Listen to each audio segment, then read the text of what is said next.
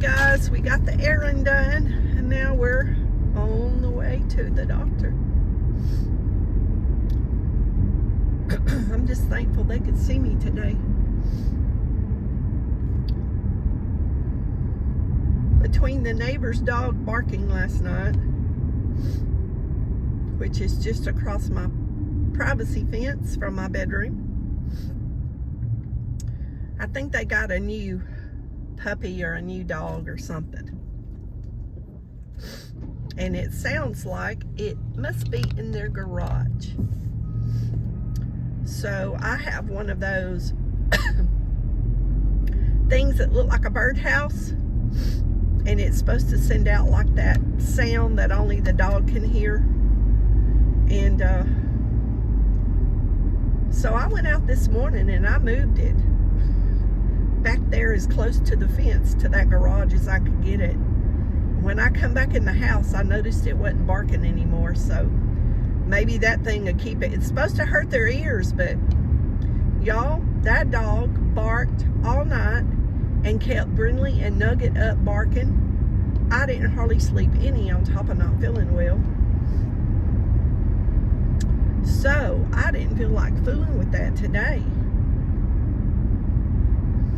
I went out and hollered at it and hollered, hoping they'd hear me and get the hint, you know, come out and do something with your dog. Y'all, people are just so disrespectful. I just do not understand this world anymore. If I knew my dog was irritating somebody like that or you know, disturbing them, I would make sure I fixed the problem.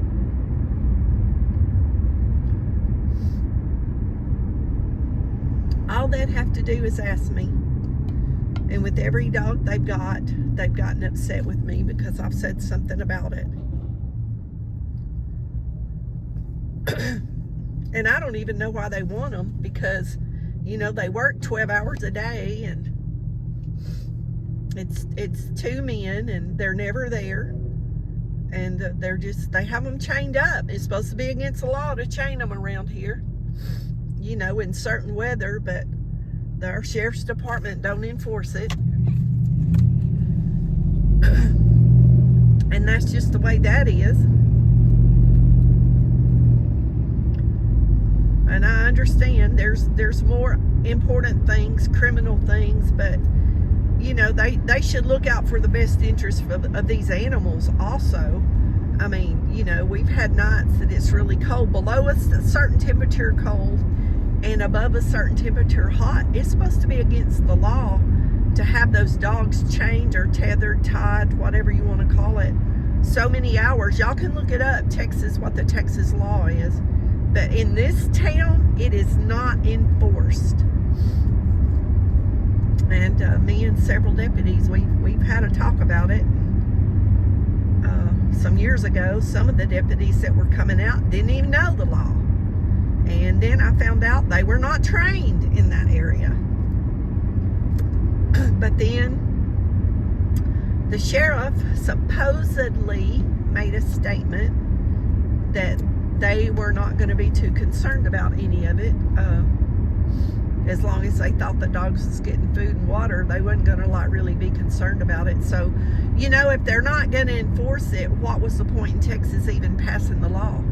You know? I mean, it really gets me fired up sometime, I'm telling y'all. It really gets me aggravated, the stuff I see just in my neighborhood. Y'all, there's 4 or 5 dogs that I can see from the road when I walk on my road that are tied 24/7, no matter what the weather is. And some of them have been for years. Some of them have been tied up for years and never turned loose. They're never turned loose off those chains. Y'all, isn't that sad? So sad that people treat animals like that.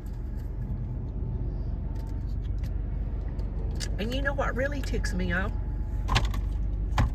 is most of them could put up like one line of fence to close their backyard in. and have a closed-in yard for them. And their lazy tail want to put them on a chain. Well, I'm going to tell you, a few weeks ago it got really cold here, and I was walking in the cold.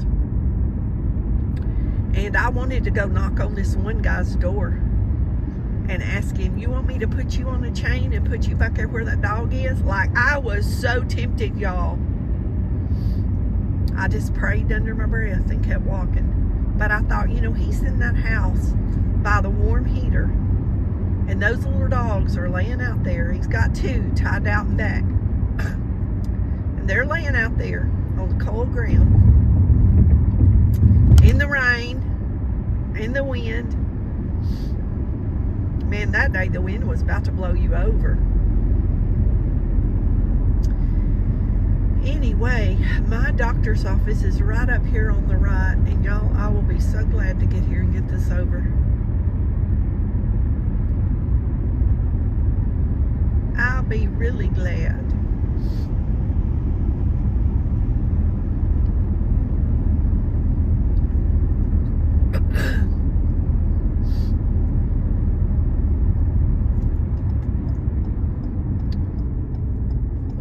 Turned in the wrong drive, y'all. They're probably still at lunch. I'm a little bit early. Fast Track Express Clinic. That's where I'm going today. That's on the back side of my doctor's office. It's their doctor's office, and my son's gone to lunch. His car, he parks back here. His car's gone. They're gone to lunch. He works at this office. And my daughter-in-law's car's gone too, so she's gone to lunch too. So anyway, we have reached our destination. And I'll give y'all an update when I come out. Well, y'all, I still don't know nothing. They did some swabs, but with my insurance, they have to send them off, you know, to test for flu, COVID, strep, all that. She thinks it's only allergies because of my symptoms. She just thinks that it's just really, really bad. Then the post-nasal drip, and I couldn't tell if it was from my chest or just from the drainage, and she said it was definitely the drainage. So my chest was clear, and so we're hoping it's only allergies. She said she really didn't think it was COVID, and I don't think it's flu because I have no symptoms of the flu. So, since it's a few days to Christmas, I just wanted to make sure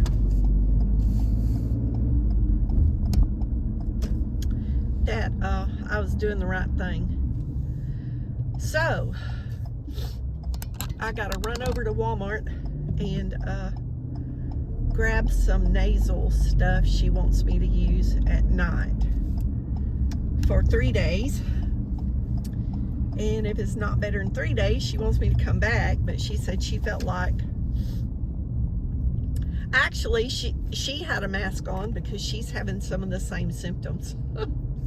And she said, I can hear you really nasally. I said, yeah, it's all in my nose, and it just pours. Like right now it's not dripping, but all of a sudden, y'all, it'll just start draining like I have a nosebleed, and like you can't control it.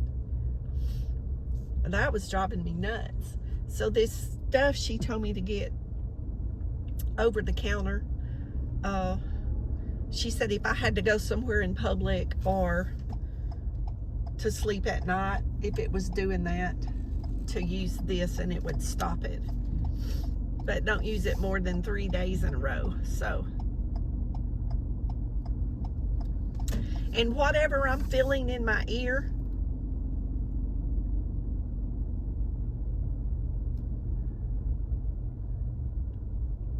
she said it must be like under the skin in the cartilage. She said, which is not unusual. Goodness gracious, I might not want to go in here. I may go to the other Walmart. Ain't no place to park. I didn't want to walk a mile. And my bone density test come back. And there is a little bit of thinning in the bone, which is normal for my weight and my age. So I guess I'm normal. And I started laughing. I said, well, now there's people that won't agree with that. And she got tickled. I said, I know people, if you told them Linda's normal, they'd be like, oh, what's wrong with you? That girl ain't normal. Oh, y'all, I just like to have a good time. Okay, I'm seriously not going to stop here. I'm going to go to one of the other pharmacies or somewhere. I'm not going in here. There's too many people. I'm not going to do it. I just changed my mind. I'll go down to Walgreens or CVS or somewhere. But anyway, y'all be blessed. Know you're loved. Jesus loves you more.